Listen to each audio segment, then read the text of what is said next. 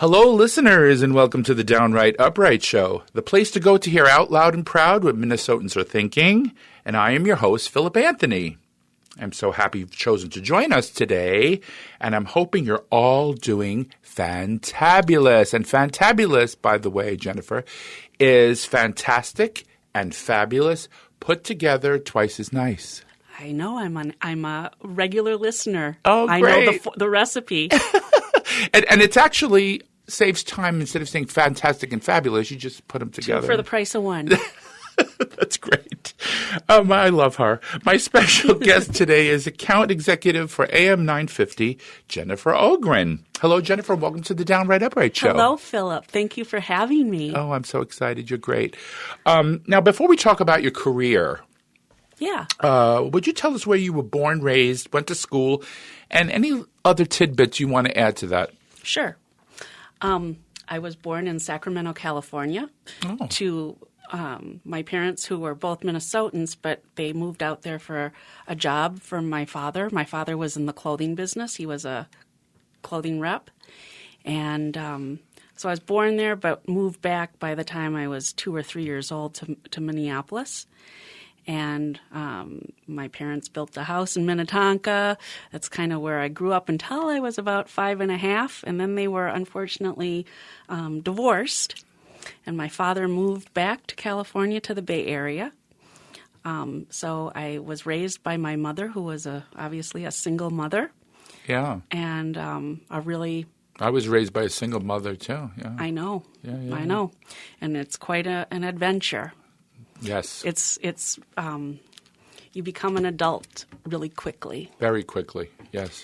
And were you a latchkey child like I was? I was. Yeah. Because my mother, when she was married to my father, she was, just a housewife and a mother. Not just, I shouldn't say just, but she was raising me and doing the house. And when they got separated and then eventually divorced, she had to go figure out a way to support us financially.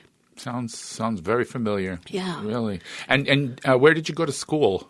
So I started in Minnetonka Mills at Burwell for kindergarten and elementary. Mm-hmm. Then my mother got married a second time,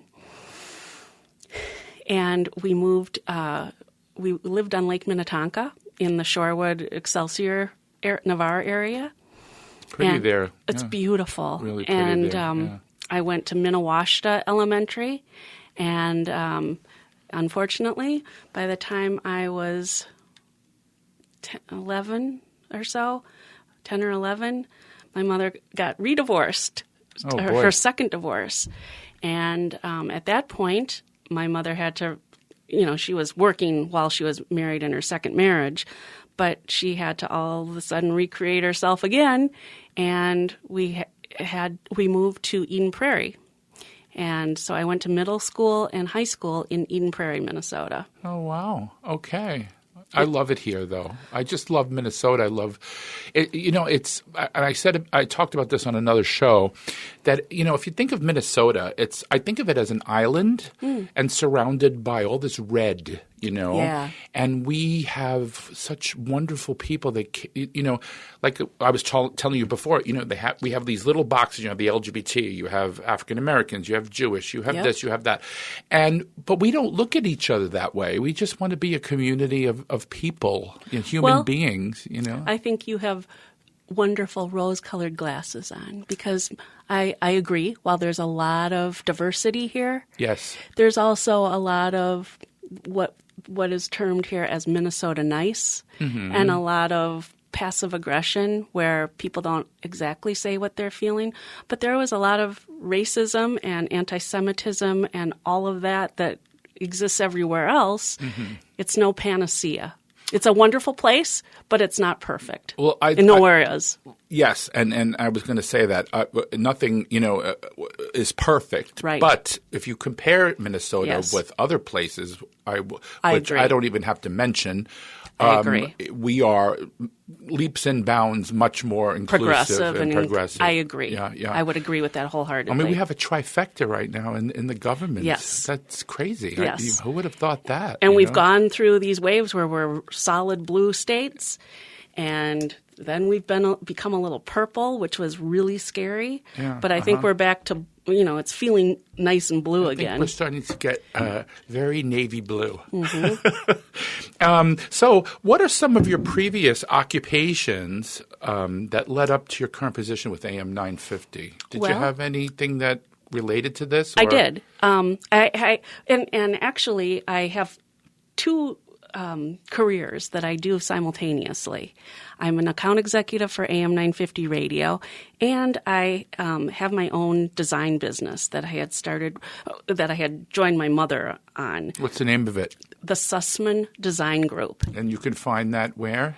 Well, Sussman? I don't have a website, which is just ridiculous. Someone who knows about advertising should know about promoting their own business. But fortunately, I haven't needed to because it's been very word of mouth and kind of have the business level. Well, now the word of mouth is really out there. Yay! Yes. So anyway, my early career or my early jobs really led me to both of these businesses. So I started out, my first real job was during a little bit of high school and then into college. I worked at a men's store in the IDS Crystal Court, downtown Minneapolis, called Merle's for Men. And it was high-end or European men's clothing. And Merle Shapiro was a friend of my parents. He actually introduced my parents. And so it was a nice way to get my first job, but it was something that I was always interested was apparel. My father was in the clothing industry, and it was something I kind of had in my blood. And so I started there. Then from there, I was going to the University of Minnesota and started working for the Minnesota Daily newspaper. And the Minnesota Daily newspaper was the largest university newspaper in the country. Really? Yes. And I sold advertising for them, which was really great. It was great experience and a learning experience of how to sell print advertising. Correct, yeah. And then I got back into the design business. I started working I worked at the Polo Ralph Lauren store in the old Young Quinlan building on the Nicollet Mall, which was a fabulous store. It was 3 stories. You weren't living here when it was here, I don't believe. No, what year did you move here? 2001, maybe. It was still here. Yeah, I think so. But it rings a bell. But it closed, unfortunately. It was just a lot of the high-end department stores and big stores like Polo Ralph Lauren couldn't make it in Minneapolis, which is a whole nother cocktail party that we can discuss another time if you want. I love that expression. It's so sad. But it was a great experience working for Ralph Lauren.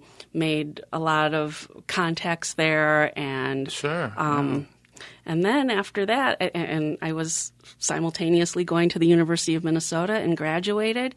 And my first job out of the university, I worked for a company that developed training materials for the computer software and for people in large organizations. This is like in 1991 or 2, so the internet was almost not existent. It was just beginning. Windows, 1, 2, 3 were just coming out, and AOL.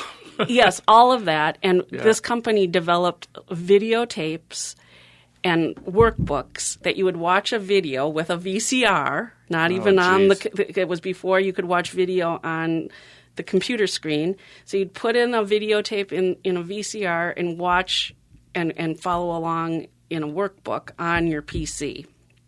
So that was called Learn PC, which was interesting and great experience, again, for sales, because I was calling all over the country over the telephone, calling IT managers and directors. That's a great foundation to what you're doing now. Yes. It's just a perfect, step. Yes. Yeah. And what I focused on at the University of Minnesota was communication, because I figured, I probably would end up in sales. It was in my blood through my father, and communication, and my focus was in persuasion.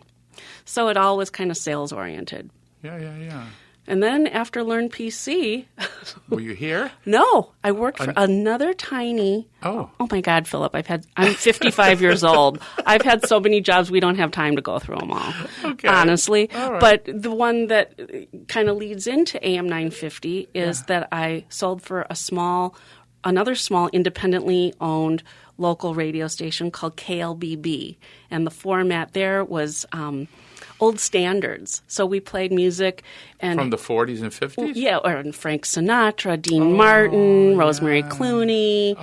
It was cool, but it was my mom's music. Yeah, my grandparents' music, and Yeah, nice. But it was interesting because it was a niche audience, much like AM 950. It Correct. wasn't one of the larger audience in the Twin Cities. Mm-hmm. This was, yes, there is a large aging population always, and especially with the baby boomers and everything. But advertisers and agencies, they tend not to think that those are valuable. And it goes beyond me. They think they're dying. Most advertisers or advertising agencies really focus on a younger demographic because they see that as money that, those people are growing and will be spending more and more as they age. They make a mistake neglecting an older audience because those people have money. They're in the point of their lives where they can spend money. Mm-hmm. A lot of them, not all, but a lot of them. But anyway, that was a good introduction to what I do here. And then that was an easy transition for you to go from one station to another. Well, yeah, but with some things in between. I sold office furniture for a steel case dealership in town called General Office Products. Goodness. So I kind of vacillated between advertising and design all the time. Mm-hmm. And so now I'm to kind of make a long story shorter, I'm kind of in the place where I've always wanted to be, doing both of these things. Right. And I work for AM 950 because I love the mission. Sure. That's why I do this. I love the content. Mm-hmm. I was a listener for 4 or 5 years before I approached the station. Yep, me too. I was doing design. I joined my mother in her business, her design business, and we were working with a group of developers in the city of San Francisco doing boutique condominium buildings, and we were doing galleries and all these great spaces in San Francisco. But then space became very hard to come by in San Francisco with the city, mm-hmm. and our business slowed down in that sense. So I was here sitting in my design studio thinking, what else can I do to supplement my income? And I thought, what am I really passionate about? And I'm looking around the studio and kind of brainstorming. All of a sudden, I'm like, oh my God, I've got AM 950 on coming through my computer right now. I listen to it when I'm cooking in the kitchen on an old radio. I listen to it in the car. I love this station. Oh, God, yeah. And I know how to sell advertising, and they could use me. And I thought, I'm going to approach that station and see if they could use me. And I introduced myself to Chad Larson, the owner of the station. Great guy, yeah. Wonderful man. Mm-hmm. Finest person I've ever worked for. He's most such integrity. A nice man, yeah, and really kind and very open to everything. If you give him give him an idea, he's like, yeah, maybe we could work with that. He's great that way. Yes. Awesome. And so I started working at AM 950 in 2016, and I'm still here. Wow. Yeah. Congratulations. Thank you. You're right where you should be. I adore it. Yeah, and so do I. It's very special to me. I love the show. I love doing it as a public service. Yes. Because I think our ideas of what the future of the world should be. Absolutely. All of us, holding hands and being one community. Yep. So, can you explain briefly to our audience, unless it's really complicated, what the job of an account executive encompasses? Well, AM 950 is a strange animal because with our mission and our content, we almost are like a nonprofit, but we're not a nonprofit. And we are an independently owned station that needs funding to stay on the air. Right. And we know that the community, there's a portion of this community that really relies on this content. Not only that, this content is very rare. There's less than let me put it into perspective. Mm-hmm. When he was alive, there were over 4,500 stations in the United States that carried the Rush Limbaugh show. Mm. There are less than 30 stations. That's it? With a progressive liberal talk format. 30? Yes, and it's dwindling because all the big corporations like CBS and Clear Channel and Cumulus and all of these big media companies are buying up all the small independents for a reason. A lot of them have conservative thoughts leanings, and leanings, and this is a way to secure that message with the American public. Mm. Well, and I'm not very happy that Democrats haven't figured that out. The people that founded AM 950, Janet Robert, she's married to former Congressman Bill Luther, they knew that in order for there to be a progressive message out in the world, you have to start with local independent radio stations. Yeah, because I remember I was talking about this on a previous show about Air America. Do you remember Air America? It was That's what they were. Well, that's what this was before we were just straight AM 950. Exactly. And New York, which is a big liberal city, obviously, very, very cosmopolitan, very cultural. The Big Apple. The Big Old Apple, yeah. Mm-hmm. And I loved Air America.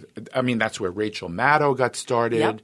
Yep. Sam Cedar. There was a lot of these people that still have shows today that are amazing. Yes. And I would tune in all the time. I loved it because I finally heard my side of the story, Yes. And they were speaking your language. And then all of a sudden it just disappeared. Right.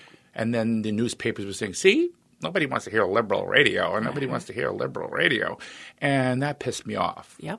And then when I moved to Minnesota, I found this station, and we used to carry Air America. I took it in hook, line, and sinker. Yep. I said, "This is my family here, and I'm going to find a way to get in there." Yeah, that's very similar to how I felt. Yeah, this is my tribe. Yeah. And I want to do whatever I can to help keep that message alive. I want to work for them and spread the word. I love them. And Chad and Brett were at the Blue State Ball, and that's how we connected. And and Laura, she was connected with the Pride booth. Yes. At AM 950, and she connected with me. So I started meeting all these people, and then I met you recently. And and now you're just part of our family. Yeah, I love you guys. We love you. Oh, thank you so much. Love you so much. Oh, God, don't make me cry. How? Let's go into your job a little bit deeper. Ask me that question again. I was just kind of giving the background. Oh, okay. What your job encompasses, basically. Well, so my job is to fund this station, make it so we can stay on the air. Get sponsors and advertisers. So I need to go and find people that make sense to be sponsors and advertisers on the station and present our station and what we have on our content. Correct. And find ways where we can partner and we can help each other out and be reciprocal. Yeah, so my follow-up to that would be, how do you acquire the potential sponsors and advertisers that purchase time during an AM 950 broadcast? Well, you mentioned Laura Headland before. Yes. Laura Headland has been here since the founding of the station in 2004. She told me that, yeah. And not only does she have her own program on Saturday mornings at 8 a.m., Food Freedom Radio. Love it. She also is in charge of our business development. So during the week when she's not doing her show, she's reaching out and she's got a great intuition and sense about who would make a good sponsor and advertiser on AM 950. Laura is actually like the poster child of our audience. She if you could wrap, say what's the typical listener like, Laura's face would be there. Yeah. So she has this wonderful intuition about who our audience wants to hear from. And she reaches out on the telephone and at events in networking events, and she sets up meetings for us. I do the same kind of thing where I'll think, well, it would be great to have this organization or this small business on our air because their mission resonates with ours. And I'll approach them and introduce myself, then the station, and hopefully they're willing to sit down and listen to a presentation about who we are and why, and different ways that we could partner and take it from there. Wow. Okay. And are the sponsors dedicated to a particular show on AM 950, or are they agreeable to advertise on all of our shows? It really depends. The AM 950 audience is a niche audience in the first place. We don't have the largest audience in the Twin Cities, never said we did. Mm-mm. What we do have is a very specific listener who's interested in current political events, current news, and they're interested in liberal and progressive thinking and thoughts and policy. Mm-hmm. And with that special kind of audience, they have a special subset of traits. So they're much more interested in organic eating, supporting their local economy. So they'd much rather go to an independent local restaurant than a chain restaurant. Correct. An independent local ma-and-pa hardware store, if they can still find one, rather than a Home Depot or a Lowe's. Mm-hmm. They are interested in their community. They're philanthropic. They're into the environment. They're into new ways of thinking about health care.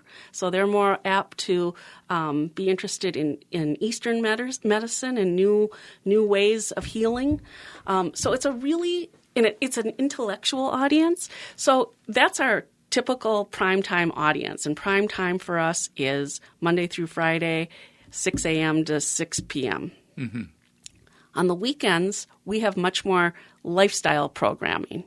So we have shows on, we have a pet show, we have a food show, we have a real estate show, we have a show about the arts, we have a show on advocacy, we have a show on holistic healing. So it really depends on who the advertiser is and, do they fit in more as a sponsor of a niche, of our niche, meaning the food show about organic eating and the health of the environment as it relates to agriculture and our food supply. Mm-hmm. Or are they someone that sells furnaces or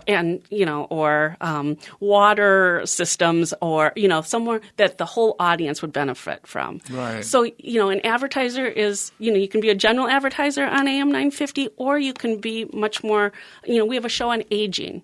So, for instance, senior living, end-of-life care. End-of-life care. All of those kind of organizations would be a great sponsor for that niche program and that niche audience of our whole niche. Right. Oh, wow. So the moral of the story, I guess, is support our sponsors. Yes. And our advertisers. Yes, absolutely. That's the only way AM 950 stays on the air. Yeah. So you listening out there, people? If you like the content you hear on AM 950 and you like being part of our little family and community, we need you to support our advertisers and sponsors because 100%. They are the only way we stay on the air. Thank you, Jennifer. That's you put it the best way. I couldn't even said it better myself. As far as your job is concerned, what are challenges that you have with this job? What are some things that It is a challenge having a niche audience. It is a challenge being part of a station that is liberal and progressive, because just like not everybody's a Trump supporter, not everyone's a liberal or a progressive either. So, would you ever reach out to people in the middle, like independents? I'll even reach out to conservative-leaning business owners and organizations. In that, it doesn't make sense for someone in business or an organization that is trying to make money in any form or fashion to just stay in their box. I like to say money is green. It's not blue or red. Wow, that's perfect. Your conservative audience, they're already familiar with you. But if you want to expand, talk to a more liberal audience, because they need products and services just like your support or your tribe. Very good. Well put. Yes, absolutely. When you explain the benefits of advertising to a potential client, right? Mm-hmm. What are some of the points that you touch on to encourage them to buy time? Our product, what I'm out there selling, to an advertiser, is the ear of our listeners. And that goes back to what I was just talking about our audience and our demographic. They're very split gender-wise. So we have a large, most stations either skew male or female gender. Our listeners are almost 50-50, which is really rare in radio. You've got the male focus stations that are sports or, classic rock. And female stations tend to be more top 40 kind of music. And there's you probably are familiar with, there's a talk format out there that is mostly female or LGBTQ discussion, and they talk about reality TV. That's, my talk. Yeah. But this is an audience that is interested in current events, current policy, progressive policy. And so I am selling to a potential advertiser or sponsor that we have the ears of people that are into organic eating, that are into the health of the environment, that are into supporting their local economy and small business. That is what I'm selling. Mm-hmm. Our audience is our product. Right. And when I interviewed Chad, we were talking about demographics, yes, which is really important. Yep. And AM radio is an older demographic. It is. It's just the way it is. Well, I'm 55, and when I was growing up, you look 28. I love you, Philip. I love you. You're a wonderful person too, and I think the personality shines through more than anything. I mean, when I see you, I just see love and just kindness, and that's why we hit it off when we met. From the first second I saw your face, I was hilarious. Like, he's one of me. I want to be a part of his life. Yeah, so getting on back to the demographic. So when I spoke to Chad, he said, podcasting is a very youthful, yes, it is, young demographic. So maybe if we start doing that, and maybe my show will connect to these people. Absolutely. We can get some young people. Because I grew up with a transistor radio in my ear in my bed so my mom couldn't hear it in the middle of the night. Yeah. And I'm hooked. I love AM radio. I love the live aspect of it. Yes. But the young people, they are used to streaming their music, correct, listening to their talk on podcasts. Mm-hmm. So, yes, and it's very well known that the future of our party is the young people. Absolutely. And we're doing well there. We're doing very well and there. We need to cultivate that to keep it strong and to grow it. Absolutely. And that's the one encouraging thing. I'm 63. How many more good years do I have? A million if I had anything to say about it. Thank you. I hope so. But I look at the youth of today, and they're the ones in the streets about guns, and they're the ones in the street about LGBTQ plus issues. They're the ones in the street about abortion. Yes. You name it, it's the youth. Yes. And I love if you're listening, youth, get your friends to listen to AM 950 because we have your back. Yes, we do. And we are about making change. and will help you when you want to make your votes. Yeah. In providing the information you need to vote the way that would help them. Yes, and would change the world in the way they want to see it. In a better way. Yep. All right. So the last question before we get to the that wonderful part of the show. Do you yourself develop the verbiage for the advertisements that are ultimately read on the air for the sponsor? In other words, does the sponsor give you carte blanche to come up with a good pitch or not? It really, every client and advertiser and sponsor is different. Some of them have pre-produced spots that they'll give me, and that's an easy deal.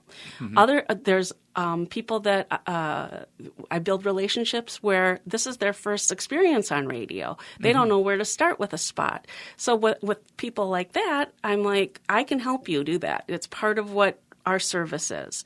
You provide me with some bullet points that you want included in your message, and I will come up with a first draft script for you. You can take a look at it and take out what you don't like, keep what you do, and we'll finesse it until it's exactly the spot you want to run. Wow. And that's the other nice part about AM 950. There's no additional charges for production or for copywriting like what I'm assisting with. Right. You can change your spot as often as necessary to keep the messages fresh. And yes, if you are a small organization that has no experience with radio, we'll help you develop the right campaign. Mm-hmm. You just tell them, basically, if you're trying to touch points for their business, you say, well, this is you want that, and I'm going to develop an idea for you, a motto or something, and they'll approve it or disapprove it, and that's right. So you have the input, basically. That's right. Wow. And now, ta-da! We have come to the part of the show I like to call the shift. Remember to pronounce that F. Yes. Because otherwise we have problems. Yes, right? That would not be good if you didn't include the F. You have to put that F in there. Where I shift the questioning away from your career and to your opinions on current affairs. You ready to go? Yes. Okay, good. So now this is all about it's my opinion. Yes. Yeah. And I will preface, I am a progressive through and through. Sometimes I'm not as well read on some. I try to keep myself abreast of all the information, but I hope to come at this from just my overall viewpoint and not details. I have to, full disclosure, I don't know everything that's going on in the world myself. I literally have to read the AP, or I read Reuters, or I watch PBS.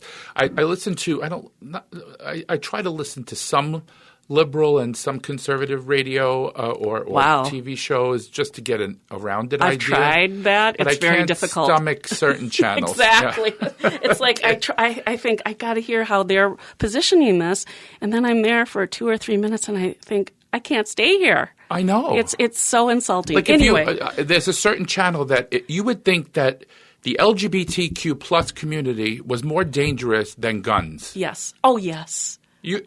Every time you turn on that channel or that network, whatever you want to call it, FAUX news, I call it. Yes. Faux. Yes. It's just LGBT people are trying to do this, and they're grooming, and they're doing this, and I'm like, okay, dude. Right. Stop. And if you're not a white male, Christian white male, you don't have a place in this country either. Yeah. It's othering. That's what I call it. It's terrible. Anyway, so let's get on to the nitty-gritty here. Yes. Trump has a definite 25% or more level of support from Republican voters. So how do you feel that a few more Republican candidates now entering the race and pretty much giving Trump the nomination on a silver platter? Because the more candidates run, the more diluted the field will be. And today, actually, I think Tim Scott's coming into the race. And I think in a day or two, it'll be Ron DeSantis. Yes. It's going to be like this. It's going to be like a football team yes. Of people. But again, we were talking about this before the show. Trump has that solid 25%. Definitely got an edge. It's like a cult. It is they a cult. won't leave regardless. He said it. I could shoot somebody on Fifth Avenue and I'll still people will still vote for me. So Yes. can you add to that? What are And your he's thoughts done about more, in my humble opinion. He's not just shot one person on Park Avenue or Fifth Fifth Avenue. I mean, think of over 1 million Americans that died from COVID because of the way he handled that in the beginning of the outbreak, the way that it was positioned, and it became so divisive of if people got vaccinated or not, Right. and if people wore masks or not. Yeah. So, and he told people actually listened to him when he said, maybe we can drink bleach and Yes. it'll kill it, inside. Yes. And there were people calling up the poison hotlines Yes. throughout the country that was, my son or my friend or whatever just drank bleach. And so this is my point. I mean, we have to have facts out there, and not lies. yes. So the thought that he still holds that base is frightening to me. I don't understand. Somebody's got to educate me, because I would love to have what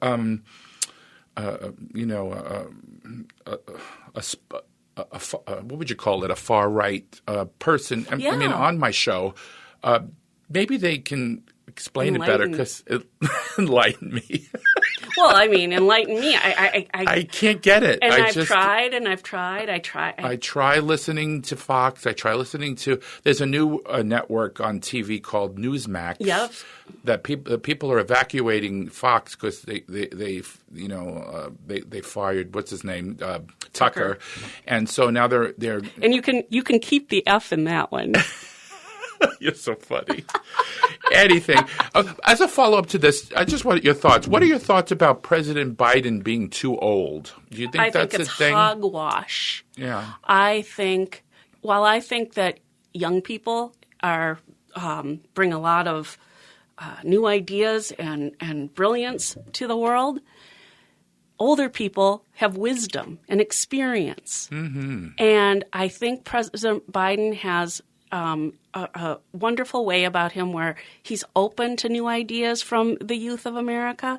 He worked with Barack Obama in such they were such a fabulous team. Mm-hmm. And I think Barack Obama opened President Biden up to new ways of thinking. Mm-hmm. But I think that, especially in the time we're in, we need some solid experience and wisdom. Yes. And I am all for Joe Biden running again. I think he's got the momentum that he needs, and I want him to finish his job. Yeah, and it's funny because they bring that up, but they fail to mention this man has been in every country. I mean, he was just recently at the G7 in Japan. Yep. Then he was in Europe, and and not to mention how he went to the Ukraine. He went to Ukraine and actually spoke to the president Zelensky. Yes. Like in the heart of the war. It was just like, remember there were missiles hitting Kiev at the time. Kyiv, I should say. I should say Kiev. Chicken Kiev is where that comes from. Yeah, right. I think so. But anyway, the point I'm making is that I could never see Donald Trump doing all of that. I couldn't either. I think he's he can't even walk down the ramp by himself. Remember when? And any dictator, he's a follower. Mm-hmm. He wants to be friends with Kim. He loves the dictators. He loves them, and I think that's a sign of weakness. He doesn't have the fortitude to stand up to him and say, I want America to be a democracy. Yes, and I want the world to be a democracy and to open up places that have been under the thumb of dictators and despots. Yeah. Yes. Despots? Yeah, I don't. Whatever you say potato, I say potato.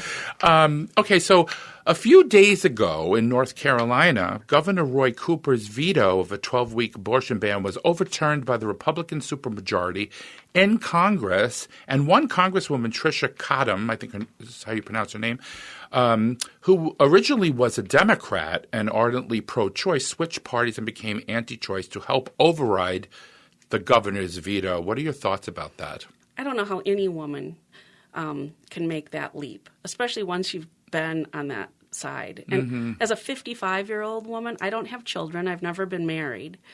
But God forbid I was ever put in that position and I wasn't ready. I didn't want to. Or you were forcibly assaulted and you got pregnant, not under your own control. Exactly. Yeah. I don't think any human being should be brought into this world if they're not wanted. Mm-hmm. But the thing is that this really gets me. Oh yeah. And I'm sure it's going to get you. You hear them forcing a birth at this point, but at the same time, once the baby is born, you don't see them. They ghost you. Yes. You goodbye. Yes. I'm done. And the right wing doesn't want to provide support in they're trying. That's what this new budget's about. They want to cut food stamps. They want to cut child care and all this stuff. Make up your mind. Do you want women to have children? And if you do, maybe you should take care, help the lower people in the lower rungs of society who don't make as much money as everybody else. Maybe you can help them along. Exactly. If you want more human beings in this country, on this planet, which I already think there are too many, in general. Way too many. Resources are very low. Yes, yeah. and that's the same group of people that is pro-gun. Mm-hmm. So they're not. They think that abortion is murder, but they don't. But not killing children in school is or murder. Killing people on the street or your neighbors or so it's. But the hypocrisy is. The hypocrisy is crazy, and the thing is too. Drag queens and transgender people are not killing these children. No, it's guns. Yes, but they don't address what's really the problem. Nobody's saying we want to go over to your house and remove all your guns. That's not the issue. It's like driving a car. You wouldn't let somebody who's, can't see or a person who is, not able to physically drive or mentally able give them the ability to drive a car. These are just common sense issues. I agree. And I think regulation for guns would be the answer in that case. Make people renew their licenses every so often. You have to put your gun on a system where people know where it is. You have a serial number on the gun. On the bullets, I think they should be monogrammed. I never thought of that. I think bullets and guns all should have your monogram. But the point I'm making is, for example, you buy a gun, you have a serial number on the gun. If the gun is used in a murder and it's not somehow got out of your hands and it went to this crazy person's hands, you should be responsible now because you did not lock your gun up appropriately, and somebody could have died because of that. I agree. And we're agreeing. And how can you not? Well, how can you? How can you not have How can there not be regulations that you have to have insurance if you own a gun, but you do if you own a car or a motorcycle or a house? Absolutely. And these gun companies, they're all these people that are dying. You can't even sue the company for you killed my child is dead because of your product. Because any other product, if you put your hand in a lawnmower, for example, and because it didn't have a safety on it, you would be able to sue the company because you got hurt. Absolutely. But you can't do that with gun owners, gun companies. A gun's only purpose is to kill or maim someone or something. Yeah. And then to add the topping on the cake, you have these AR-15s, which are not meant to protect. They're meant to assault multiple people. Yes, in a war situation. Or if 17 people are attacking you at one time, I don't know how often that happens in America, but so you have 17 people trying to break into your house, you can mow them down, but that doesn't happen. See, we have to use common sense. I agree. That's why common sense gun laws are essential. Common sense, all laws are essential. I was saying earlier how my father and mother were divorced and my father moved to the Bay Area. Mm-hmm. So part of my upbringing, I went to 10th grade in Marin County, Northern California, grew up outside of San Francisco. As a young child, I grew up around, going to the Castro. I was exposed to drag shows, to gay people everywhere. Mm-hmm. It is part of it's part of my makeup. Mm-hmm. You said when you think of me, you think of love. That's one of the reasons, because I learned how to live in a society or a civilization where everyone was equal, and it was the birth of that in San Francisco in the early 70s. Yeah, and the sad part of it is, I hate to interrupt you, but this is where I want to go from what you're saying, piggybacking on what you're saying. People always say to me, Philip, you're so Pollyanna. You're thinking of utopia. It's just not going to happen. I think if we all put our minds to it, and everybody jumps on the love train, yes. Maybe this can happen. Yes. I think that's the only way it could. Thinking Pollyanna and what a wonderful world it could be. Yeah. That's progress. How can we get to that? Yeah. It's not going to be there immediately or automatically or all at once. Sure. But what are the steps that we can take to get there, and what feels, right, so we can all live together and coexist. Mm-hmm. I love that bumper sticker. Coexist. Yeah. I don't know. It just sounds such common sense, but again, to some people, it doesn't enter their brain. I don't know. And they're actually against it. Yeah. I don't understand that. Me neither.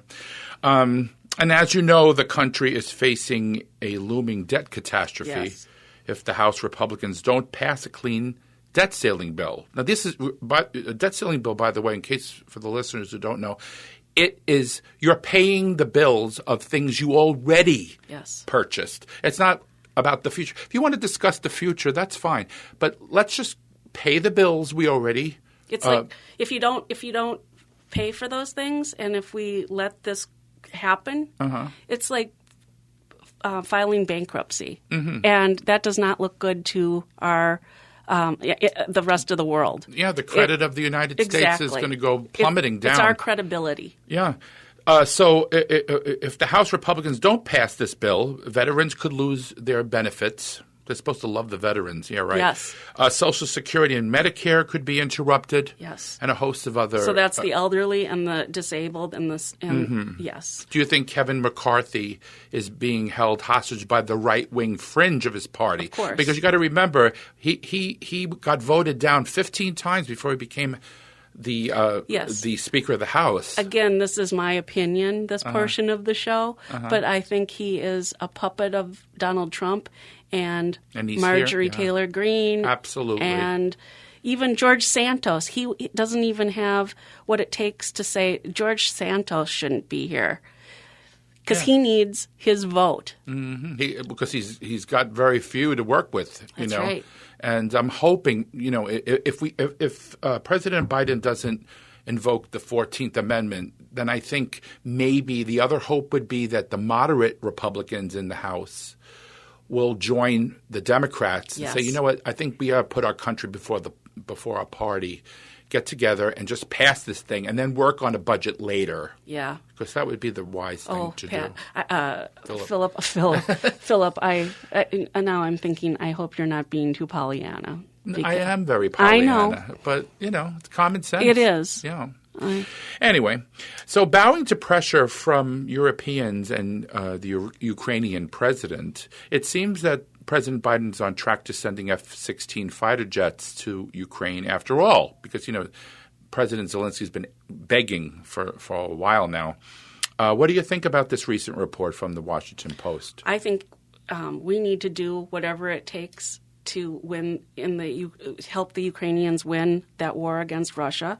Just like I think we need to do whatever it takes to handle this debt ceiling issue. It's whatever it takes. Whatever it takes. Yes, and I think F-16s would push it far forward very quickly. Yeah, because they need air defense, basically. Yeah. Yes. Because I remember reading a story during World War II. You remember what have you ever heard of Neville Chamberlain? He was the Prime Minister of Great Britain during World War II. He told Hitler, you know what, if you want to take Czechoslovakia, go right ahead, but then make sure you stop there. Basically, being very working with him as if he was a normal leader. With a normal mind. And then what happened? He went into other countries and started taking over Europe.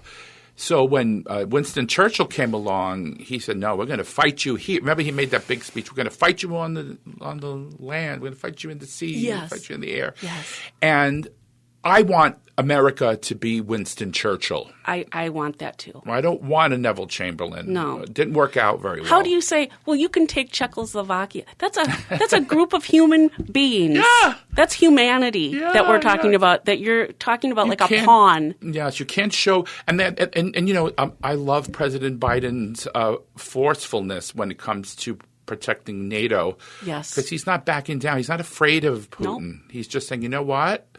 He stands up to him as opposed to siding with him like Donald Trump. That old man, the brittle old man that they keep talking about, it's got more guts cojones. than cojones. That's Spanish for you know what, than our former twice impeached president. That's right. Yeah. Anyway, so I'm going to move on to LGBT issues now. How's that? I love to be here. Yeah. I'm what is considered an ally. And ladies and gentlemen out there, and all you people that listen to AM 950, we are all allies in this at the station. Whether we are in the community or not, we're all in the community. We all help each other's. We have each other's back. As an ally, I consider myself part of the community. Yeah, and I'm not African American, but I consider myself part of their community. Amen. They have every right in the world to teach their subjects in school. Oh, it's our history. It's American history. Goodness gracious. Anyway, so what is your opinion about a Houston lesbian bar? This is recently in the news, by the way, being denied insurance coverage for hosting drag shows. And as a follow-up, why do you think the GOP is pushing all this anti-LGBTQ legislation, not only in Texas, but in all the red states nationwide? I think it's a thing. It's an issue that the conservatives or the right can latch onto and use as a scapegoat and collect votes for people that have that hatred in their beings. I think that's why they do it. And they denied insurance? It's ridiculous. I have never heard that. I think they have a good lawsuit, that lesbian bar does. I agree. I think they really do, because everybody should have access to insurance if you want to buy insurance. That's why I loved Obamacare, because it gave people who were very sick, who really could use the insurance. Insurance. Yes. Common sense, right? It opened the playing field. But you have to think of it from a business standpoint, which an insurance company is. It opens their liability. Yes. And that's where they're coming from. But it shouldn't be that way. Yeah, but if you ask me, though, yes. Again, I'm Pollyanna. Polly, I'll call you. Polly Watercracker. Yes. So Polly Wally Doodle. Being that I am all about wellness when it comes to health care, I don't care if you're not making a penny. That should be the focus of health care is wellness, not profits. Right. That's just me. I could be wrong, but I had, Polly. I went through cancer a few months ago. I told the audience as well. I'm hopefully on the road to recovery. Hopefully, when I get my final, God willing. Yeah. I have health care. Yes. And if I didn't, what would happen? My life is not worth saving. Yes. Does that make sense? What I'm saying? Absolutely. Yeah. And for a bunch of people that don't believe in abortion, you'd think that they'd want to be supportive of life at every age. Absolutely. Anyway, but again, you and I are coming, we're preaching to the choir here. So because we are on the same page. Yeah. Like I said, the minute I saw your face, I knew you were part of me. The first time ever I saw your face. Remember that song? I sure do. Anyway, so, boy, I'm on the final question already. Gee, this is just flying by. So I told you it would be great, right? Yeah. You told me it would be easy, and you made it very comfortable and easy. Thank you, and that's my mission. I want all my guests to feel like they're in my house. And they can talk. And they talk. They could talk. Talk. Yeah. Do you want me to do it in Brooklyn accent? Wasn't that just it? Talk. Talk. Yeah. So my final question is also about demonization of the LGBTQ plus community. Now, Orlando, Florida, Florida in general is a Florida. hot mess. It's a hot mess. Florida. Orlando, Florida drivers were met with a very violent and homophobic message, written in all capital letters, by the way. And it said, quote, kill all gays on the message. Well, I'm part of the Jewish community. My mother was Jewish. My father was raised Catholic. That is like having a swastika on a sign coming into a state. And I am thrilled. I think what should happen here is what recently the NAACP has done, where they've put out a travel advisory. Wonderful. For traveling to Florida if you are not a white male. I would agree with that. I think the same thing should happen for the LGBTQ community. I think even the people of the LGBTQ community should reconsider living there if they're living there. Yeah, it's become a hellhole down there. And if you have a vagina, I wouldn't want to live there, and a uterus. I know. Because you won't be able to get an abortion. And the thing is, though, about Florida, it's a beautiful state when it comes to the weather, the beaches, the whole thing. It's a shame that man, Ron DeSanctimonious, as Donald Trump calls him, is in charge down there because he's really messing up He even wants to kill Mickey and Minnie. Oh, I love Mickey. And take it, and it's a small world after all. Yeah. He's taking that away. Also, to continue, as you know, Orlando was also the site of the 2016 mass shooting at the gay nightclub called Pulse, in which 49 people, when you think about 49 people mowed down. Yes. Just dead. So let's unpack this whole incident and talk about the danger that the message of kill all gays and others like it may cause in the future, and the and we always forget the psychological effect it could have on the LGBTQ plus community. Now, I'm going to just say, as a gay man myself, if I was driving down that road, and it's supposed to be on a major highway that millions of people drive on every day, to see that message to cross state lines, I would feel very threatened by that. I would turn around. I would feel very threatened. If I saw a swastika, I would turn around. Yeah. And as part of as an ally of the LGBTQ community, I would say, as my friend Philip, if you're going there to vacation, please don't. I worry about your safety. Yeah. Well, something though, I think that first of all, I have. You know what it's like to be a New Yorker, right? Yeah. I don't know. But when you get old, what do? You move to Florida. I'm going to Florida. So my aunts live there. Okay. My cousins, I love them very much. So you have a reason to be there. I have to. And then I have my best friend who just moved there as well because of his asthma. He needs the warmer weather to survive, So what am I going to do? The community needs to fight this. Yeah, I hope they do something legally.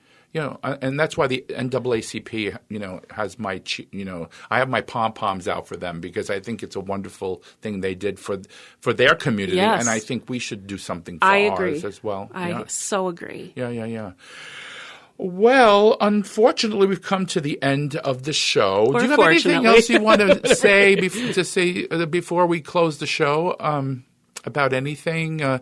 Maybe about getting people to advertise on the show or anything like that? If you like the content you hear on AM 950 and you are an organization that could benefit from the ears of our community of listeners, or you have a business that resonates with the mission of AM 950 listeners and their values, contact us. We can get the word out about you, your business, your organization, and increase your sales in your business or raise funds for your organization. That is what we're good at. Yeah, and I'm going to give them the information now. So if you are interested in connecting with Jennifer Ogren, you can reach her at Jennifer at am950radio.com. Thank you. It's not jenniferogren.com. I'll do the radio treatment. Yeah. That once again, that's Jennifer at am950radio.com. Can you do it in your NPR voice? I don't know if I have one. I just have an NPR voice. Well, what's your NPR voice? Ready? You can reach her at Jennifer at am950radio.com. Oh, that's wonderful. Isn't that great? Philip, you're so versatile. I picked it up.